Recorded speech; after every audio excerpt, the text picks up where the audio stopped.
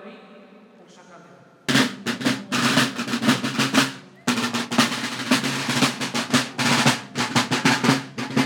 J'invite maintenant les jeunes du collège René Cassin à me rejoindre.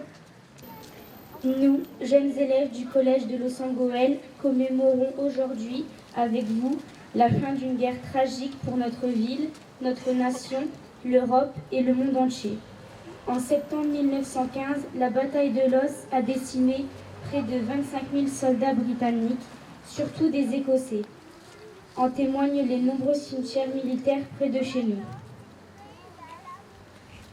En août 1917, la bataille de la Côte 70, qui a libéré la ville, est devenue un fait majeur pour la jeune nation canadienne.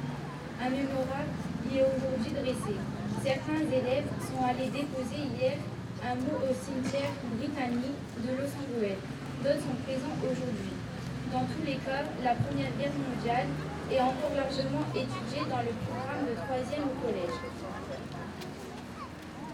Nous souhaiterions vous lire la lettre qu'un poilu a adressée à ses parents. Ce soldat s'appelle Georges Gallois, il a 29 ans et raconte alors son quotidien d'une tranchée lors de la bataille de Verdun qui couvre l'année 1916. Il a survécu à la guerre, mais est tué en juin 1944 et Chef Paris.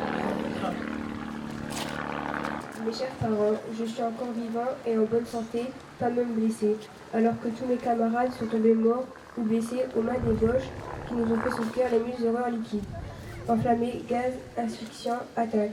Ah, grand Dieu, si seulement c'est la guerre. Je suis descendu de première ligne ce matin, la ligne de tranchée la plus proche de l'ennemi. Je ne suis qu'un bloc debout et j'ai dû faire racler mes vêtements avec un couteau car je ne pouvais plus me traîner. J'ai eu soif, j'ai connu l'horreur de l'attente de la mort sous un tir de barrage inouï. Je tombe de fatigue, voilà 10 nuits que je passe en première ligne. Je vais me coucher, au repos dans un village à l'arrière où cela cogne cependant. J'ai sommeil, je suis plein de poux, je pue la charogne des Macabées, je vous écrirai dès que je vais pouvoir.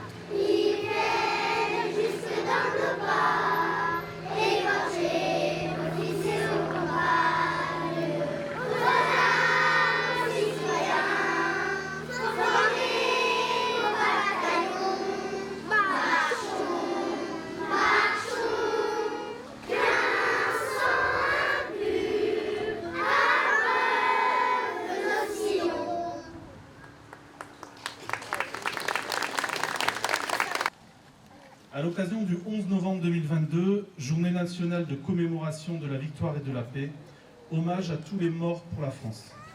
De M. Sébastien Lecornu, ministre des Armées, et de Mme Patricia Miralles, secrétaire d'État aux anciens combattants et à la mémoire.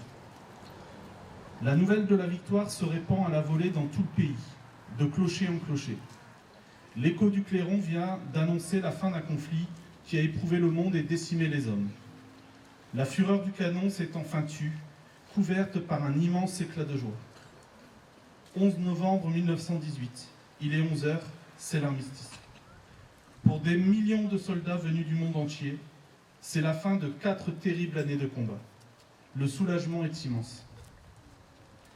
La guerre est finie, mais pour les survivants commence un funeste décompte, celui d'1 400 000 soldats français tombés au champ d'honneur, de 4 millions de nos militaires blessés ou mutilés, ces braves aux gueules cassées qui plongent la nation entière dans l'effroi et l'émotion.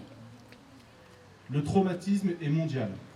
En tout, ce sont près de 10 millions de soldats qui ont été tués, 3 millions de veuves et 6 millions d'orphelins. Les morts sont presque aussi nombreux parmi les civils. Ceux qui sont revenus des combats racontent la puanteur des tranchées et le fracas des obus. Ils expliquent la peur avant les charges, le courage qu'il faut pour sortir des abris et donner l'assaut aux lignes ennemies sous la mitraille. Ils disent l'horreur du spectacle de leurs frères d'armes qui tombent à leur côté.